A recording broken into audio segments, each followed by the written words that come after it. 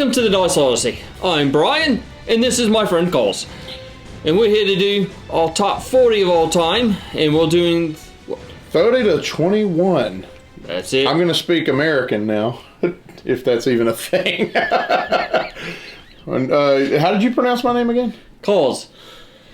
Anyway, as you can see what I got to put up with during British. game nights. Yeah, I know. I'm sure some British people that I know that watch our show are going to go, huh, I don't know about that. That accent's right. not that strong. It's a bit of humor. Laugh.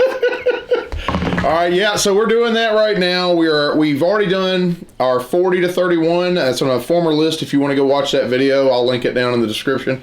But we are now doing our 30 to 21 of all time, and there has been some shifting and shaking on my list since last year. Just a little bit. You might be surprised. I'll say there's been some shifting since I come up with this list months ago. I've been altering it every day, and I bet.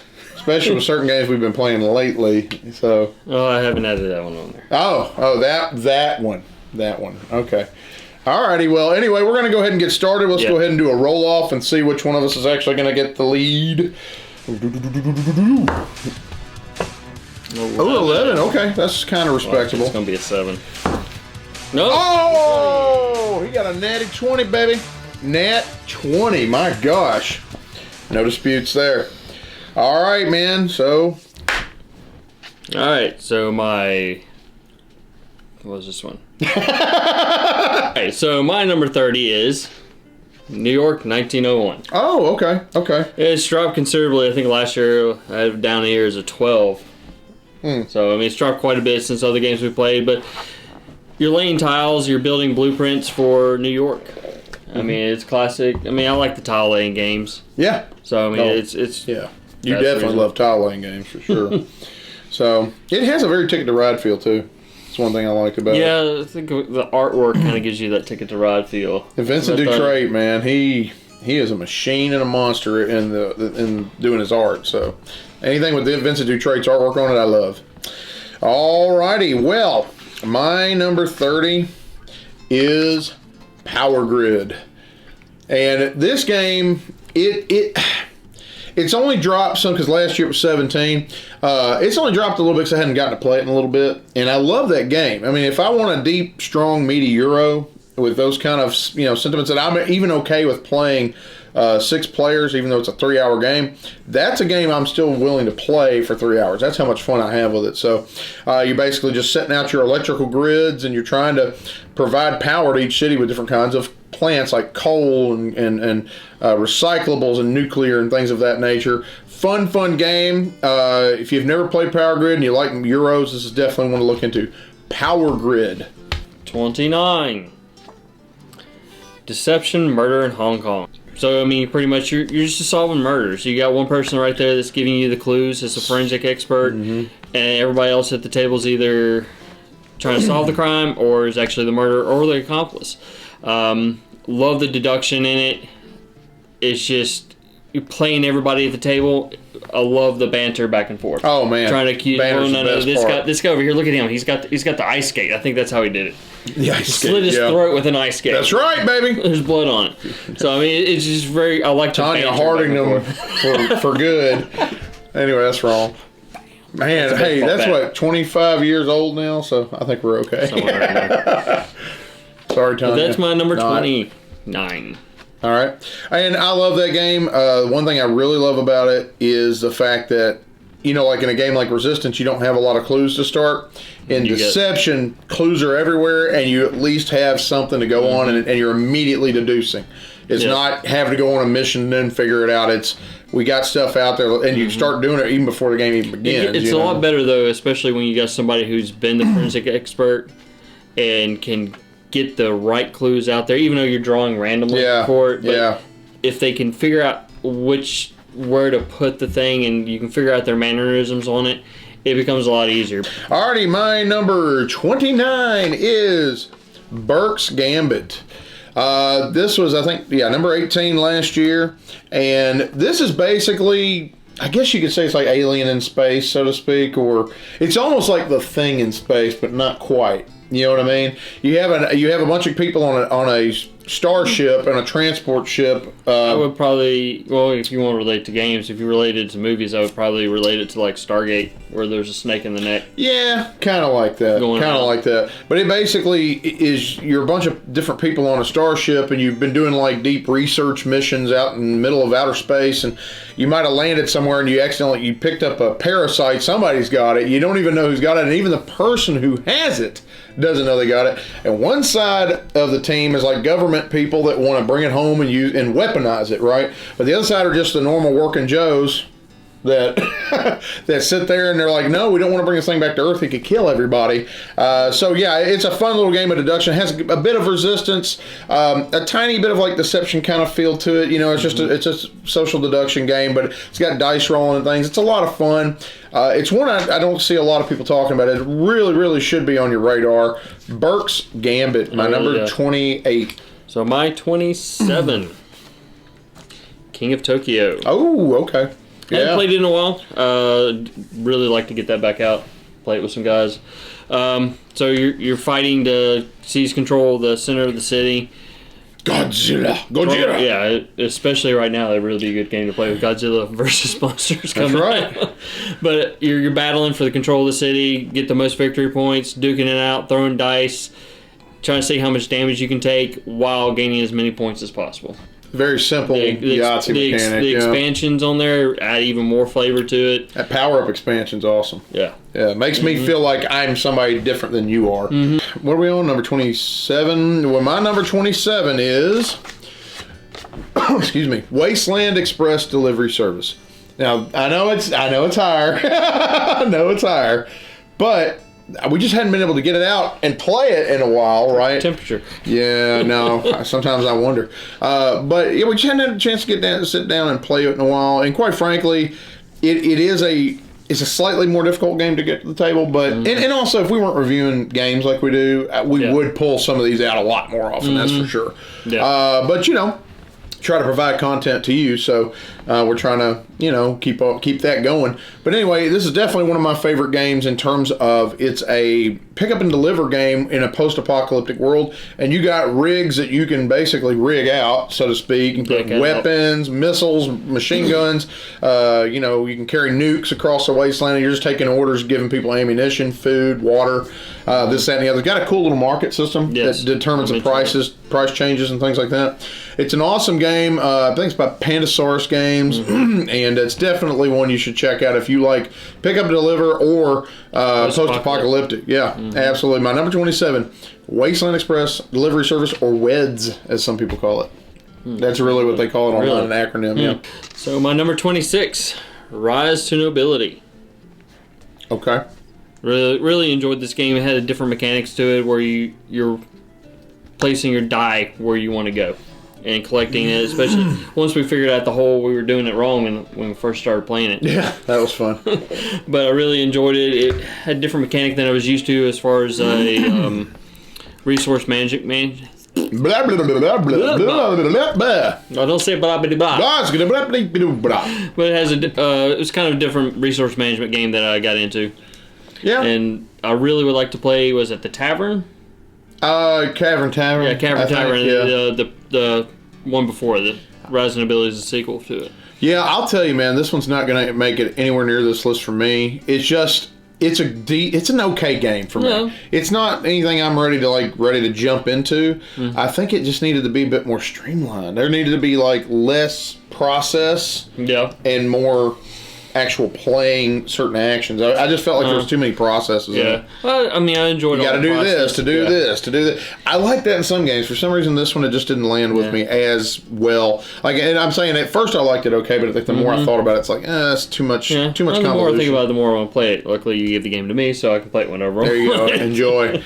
What was that, Sorry, I meant to say Rise to Nobility is my 27th. You should have seen how many takes he did to get that part right. He was so embarrassed. He said 26. All right, so let's see. So 30, 29, 28, 27. I think you said 27 on that one. Oh, I did? I think so. Oh, And then if I was wrong about that, then Wasteland Express was my 28. We have to go back. Yeah, I screwed that up. Anyway, my number 27. Disregard the last number on that one. Family Business. This is a game. I don't remember quite where this fell last time, but this is a game that is kind of it's almost an evergreen for me. I don't think it's ever going to truly leave my list. I think it was in your top 20 maybe. I don't remember. 20. Last year's list, I can't remember. But anyway, Family Business is a mafia card game where basically you have up to 6 families on the table, and everybody gets cards in their hands that have to do with putting hits on each other, putting contracts on each other, and then you just go to war and you start just wiping each other out. And you're trying to destroy. It's like last man standing, basically. You killed my brother. You dirty rat. St. Valentine's Day Massacre, baby. But anyway, and I love the fact that all the gangsters on the cards are like 5 feet tall. That's just stinking hilarious. But it's based on like actual real life mobsters like Bonnie and Clyde and what's the guy's name? Al Capone. Al Capone. Yeah, all the big major ones that you knew about.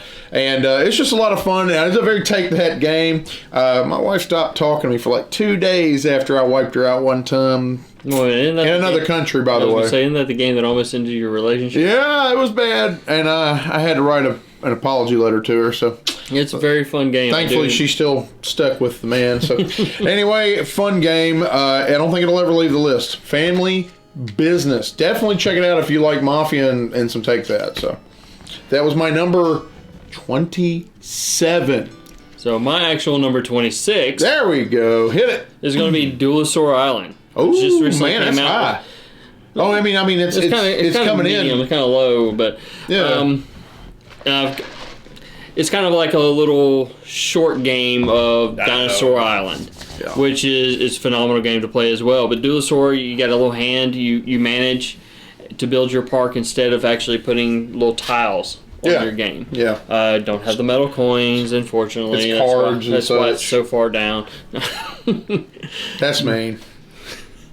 I mean, I get it. It's like production quality, but it's still good. I mean, still the production quality on it is still very phenomenal. I do like it. You got the top of the card is your like t-shirt shop or something like that, and the bottom of the card is like your rides or something like that. And depending or on your dinosaurs, I think, right? Yeah, your dinosaurs. Is that right? Yeah. I can't remember. I need to play it again. So you put it, depending on which one it is, you put it at the top or the bottom of your board, and it still has the same basic mechanics as the kind of feel. Well, not really that. As far as the managing your resources, as far as your DNA, it still has that track, and you still have your security threats and stuff like that. It's a very good game for 2-player.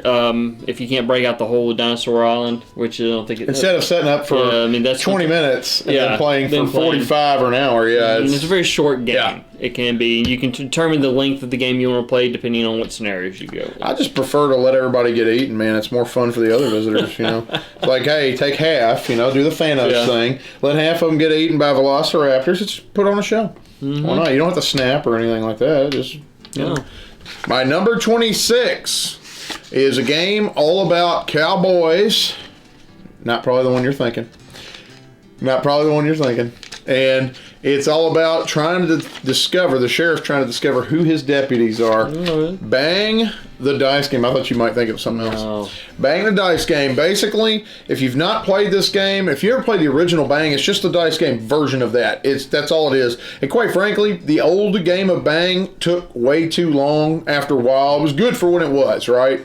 So especially some of you who got the bullet version of that case, But Bang the Dice Game is awesome. It's just a good social deduction game with a lot of good dice checking. Everybody's got their own special abilities. And quite frankly, I realize how much I'm drawn to those because Burst Gambit is very similar in some respects, but I love everybody has their own secret roles. The outlaws trying to destroy the sheriff and the deputies. The deputies are trying to figure out who the outlaws are and convince the sheriff who they are. It's like loyalties, basically. And then you have the renegades who just want to burn it all down. That's a lot of fun. And, you can play up to 8 players. So if you got a lot of folks come by, it's a good one to break out. Real easy to play. Bang the Dice Game, my number 26. So my 25th. Viticulture. Really? Yeah. I didn't think it'd be on your list. Well, it's a good. I mean, it's an awesome. Yeah, I figured you would have thought it would have been higher on my list, but it's. Well, yeah, I know you need to play more. I need to play more, and two, I like the resource management of it, but it just didn't strike that high on me. I'm not really that much of a wine connoisseur type person or whatnot. You know But about. I mean, I still like the management of it. Yeah. It just, to me, the theme overall just didn't pull me in as much, but I still enjoyed playing it. It still had a little different feel to it than most management games. Okay. Well, I'll tell you this, too. I mean, Stonemaier Games puts out gorgeous games. That's some of the best artwork I've seen in a game in terms of the board. Yeah. And I love... Of course, I upgraded my own metal coins, so I'm saying I love metal coins, but I love the production quality in that game. And I like the idea. I wasn't even drawn to the wine part of it. It was just like, okay, Stonemaier made a game. I want to try it. And then I played it. I was like, wow. And then I actually started getting into the theme more because you have to go crush the grapes and you have to farm. And it's processes, but I feel like it's like streamlined. Versus like Rise Nobility, I felt like there was a lot more going on to get one thing done. Versus this, it's like you're doing a couple things to get one thing done. It was nice. So. Alrighty, so what are we on, 25? We're just double checking now. My number 25, Seven Wonders Duel. You notice all the light games are coming out right now. Yeah. Seven Wonders Duel. If you like Seven Wonders and you wanted a good two-player version of it versus the crappy one that's in the actual original game, this is an awesome one to get. I mean, it's been a massive hit worldwide. Everybody knows about it. I'm not going to belabor the point, but one thing I will say is I used to play a game when I was younger called Pyramid Solitaire. It was called Tut's Tomb. Funny enough, like King Tut. And you literally laid everything out with some of the cards flipped over, and then some of them flip face down, and some of them were blocking them off until you got that lower level opened up. You could open up more. This does the exact same kind of thing, and I loved that game as a kid. So this game automatically speaks to me because it has that feel, and I love this game. And it definitely somehow translates that drafting mechanic pretty well to that card flip mechanic. I really enjoy it. So Seven Wonders Duel, my number 25. See, we're gonna make sure. All right, so my number 24, Terraforming Mars. Ooh, what a drop! Yeah, Where was that last year? 15.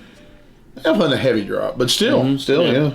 You got to get it played some more. Well, I mean, It's been a while. I just downloaded the app on Really? on my phone. I told you about that. Yeah, I got that. Oh, you got the beta. I got the beta. Yeah, It's still right now. Okay. Playing pretty good. Yeah. I got to get back into it.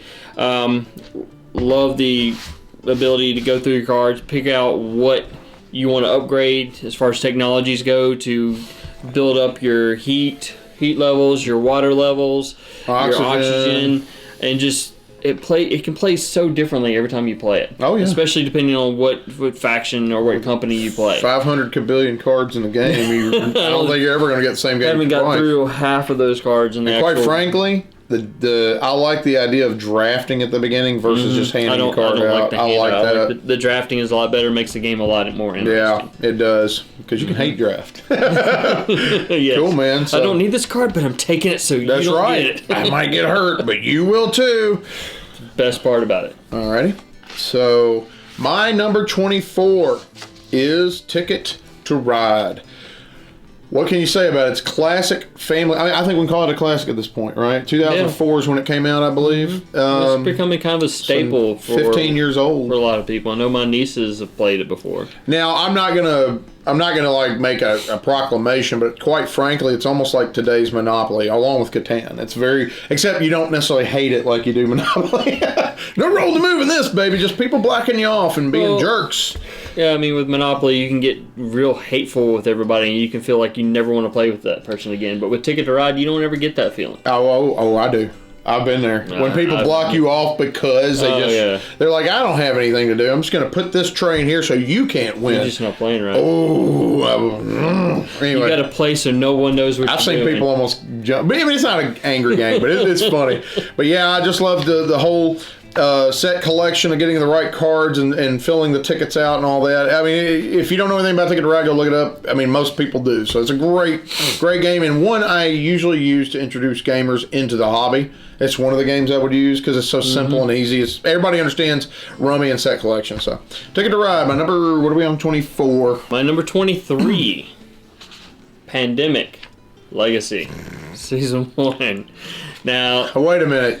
Can you legitimately do that since we still hadn't finished? We've gone through about halfway. Well, I can say the Don't say anything, spoiler. I like the story-driven aspect of it. Okay. I like the how it changes up the game drastically from the original Pandemic, because Pandemic probably wouldn't even make this list right now, just because regular Pandemic wouldn't make it, just because it's you ticked off a lot of people. It's the same thing over and over again. I mean, it does. You can get a couple minutes in the game, yeah, you can lose, but you can do the same thing in Pandemic Legacy. That's true. The biggest thing that I don't like about the Legacy is where the Legacy. Yeah, where you have to rip up cards. Oh, yeah. He's so OCD. I'm not for that. I like to keep my stuff. We took a video of him ripping cards up just because I wanted to get that on video. I'm not going to give away any spoilers for anybody who hasn't played it. You know, there's a bunch of people that have played it. But for the money, though, I'm glad we got it for what we did. $17. Yeah, but I don't know if Bargain hunt. I don't know if I really pay as much as it's out there. What was it originally going for? 80. Really? Yeah, I thought it was 60 or between so. 60 and 80, depending on when you got it. That sounds closer. To me, for that game, I wouldn't necessarily pay that. I probably 30 might have been pretty good, maybe 20 somewhere around there for me, just because you can't play it again after you're done. No, and I understand that, but you're playing a lot of games in between. Playing a lot of games, and I really do enjoy the long, drawn outness of it. And you're playing with a group of friends over and over again. Yeah, and you're trying to find out new strategies and new ways to accomplish your goals. Yeah. You're doing it over and over. And just because you use that one strategy in that, May or June doesn't mean it's going to work in August. No, it changes so radically. Yeah. So, I mean, Pandemic Legacy Season 1. What was the number? 23. Are you sure? I'm pretty sure. Okay. We got 2 cards left. Okay.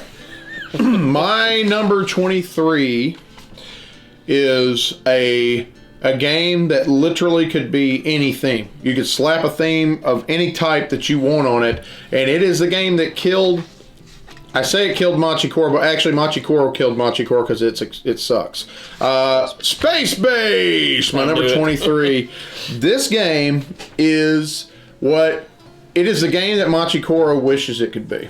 Let me just put it that way. Now, I know a lot of people out there love Machi Koro. I did a review on it, and I've added some negatives to it since that review. I used to love that game, and it fell out of favor with me because I found some broken stuff in it. I just really got so sick and tired of not being able to use half the deck that came with the game because you're almost done by that point. What's the use of getting the other die at that point? So anyway, that's a whole completely different subject, but I love this Space Base. Instead of being stuck with rolling 2 dice or 1 die like Machi Koro forced me to in the original printing. In this, you can roll them and then choose what you want to fire on that turn to gain things, resources or points or money or what have you. And I love the ability to get more ships that will help you combo up and provide more stuff as the combo goes along. I mean, you might have arrows that point to other ships that you could activate as you go along, and the more that you roll, the more stuff you get. Then when everybody else is rolling, the bigger your engine gets, just pure engine building, you're going to gain, right? You're going to gain a ton, usually, if you can get a lot on there. So anyway, I'm not going to belabor it. I'm sure it's going to end up on somebody else's list at some point. It may not be this list. Maybe the great thing about it is that you can feel like you're behind. Someone else could look like they're ahead, and then at the end of the game, bam, you can knock out 20 points like that. Yeah, I do like that part of it. It is. It could probably be in my top 10 the more I play it. Quite frankly, that's how much fun it is. I mean, if you just want pure engine building, simple fun, and the theme is just enough to sell me on it, even though it's thin as a piece of paper. So I don't know if it's thin as a piece of paper. Probably thinner. Okay, yeah, we'll go there. 22. Ooh. Cash and Guns. Oh, okay. Love this party game where you just pull out a gun and point it at somebody. Yeah. And if you're the mob boss, you can tell them to point it away from you. That's the best part of it.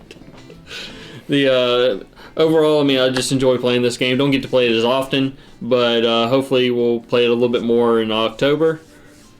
Oh yeah, that's true. So, inside joke. But I mean, it's a very fun game to play with a bunch of people. I mean, it doesn't take hardly any time really to learn. You're going through, you're collecting artwork, you're collecting money, you're collecting all kinds of loot, and then at the end, you're just going to point your gun and betray somebody. That's right, baby, and that's the way it should be. Number 22. So my number 22 is going to be Terraforming Mars. Close. Great game. I personally think it takes too long if you go past 3 players. I'll just be honest with you. I really think this thing is a sweet spot at 3. Two's cool too, but I personally I like the 3 just because it's got more competition with it. The 2, there's not as much. Back and forth. And your turns 3, go faster and things like that. But Terraforming Mars, what can I say? He's pretty much said everything about it. It's a fun game. I did not like the production quality on a lot of that, and I actually have heard that they're doing a Kickstarter to actually get indented boards for this thing. And stuff like that, so that'd be cool. I could be wrong on that, but I've heard that through the grapevine. It may not be from actual Frax Games. Fricks Games, yeah. I think it may be somebody else. I looked at it and I saw it. Oh, you saw it too? Okay. Yeah, I saw it. I got excited about it. I was like, oh, that would be cool, because that's the one thing. One of the couple things we railed on this game about was its production quality. Hated that, but the game is so good. Didn't bother us. Ground it out. But I just really, you'd have talked to me long and hard to want to play this more than 3 at this point, because I don't know why. I think it just takes a little too long. There's too much lag time between player turns. Yeah. And I think that's what drowns it out. And that is my number 22. Number 21. Dead of Winter. Dang. Yeah, I think all my zombie games are on the bottom half. I'm telling you, man. But I mean, I have gotten a little, like I said, I've gotten a little tired of zombie games lately. I'm kind of more on post-apocalyptic stuff now. But Dead of Winter, it's mutants great. Or zombies? What's the big difference, really? With Dead of Winter, you're going around, you're searching for different tools, different things that help you survive. And then you may have a traitor in the mist who wants to be your friend, and then you find out he's done something awful, killing people off. That was fun. or the traitor gets cold feet and doesn't want to be a traitor, and so misses their opportunity to slaughter everyone when they should have. I've done that before. Or you get that one player that says, "How do you kill people again?"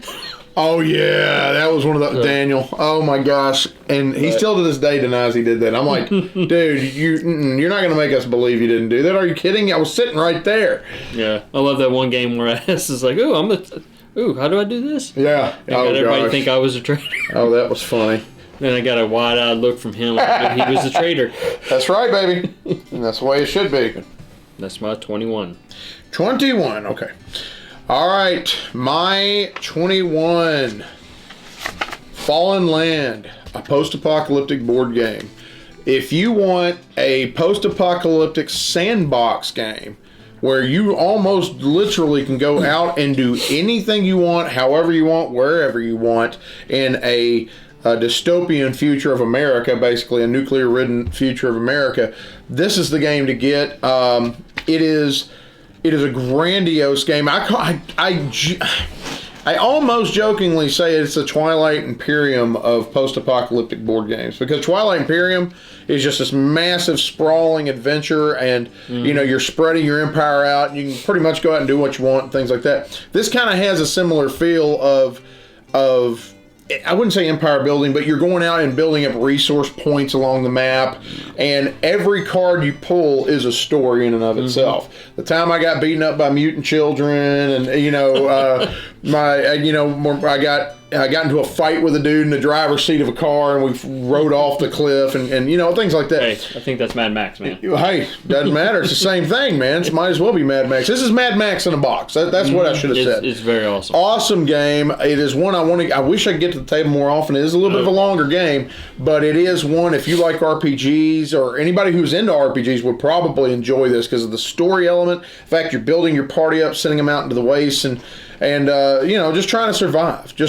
You might even find a casino out there, and you may not find that again for several games. I've really been aching to play this again. I have too, man. Thinking about it the past couple of weeks, and I'm thinking about. Like, I really. But right now you're playing Batman. I'm playing Batman. Gotham City Chronicles. I want to get this out on one side. I definitely would love to do it. It's just like I said, we're so busy. We just got to find the time. Any big game that I have, it doesn't matter if it's Who Goes There, Zaya. We got to sit down and actually make time to do it. That's the thing. But this is still one I would definitely recommend to anybody to at least try. It's an awesome game. Anyway, that's my number 21. Fallen Land, a post-apocalyptic board game. There's also solo mode on there. Yeah, you can do that. Good solo mode. They have that expansion, Journey into Darkness. So definitely. Anyway, thank you so much for sticking around with us. This was just our 30 to 21. And, at some point soon, we're going to have our other two lists that come up, and we're going to have our top 10 of all time. We hope you've enjoyed the journey. we hope to do more of these as we keep on going on, you know. So I just hate that it was this late in the year. it's not that late. I mean, I definitely wanted to play a few more things before we got down to it. But anyway, thank you again for sticking around with us. I'm Kaz. I'm Brian. And you have a blessed day. And battering away. You doing that again? Yes, I am. And game away. This video is brought to you by Fallen Dominion Studios. Check out their website at fallendominionstudios.com.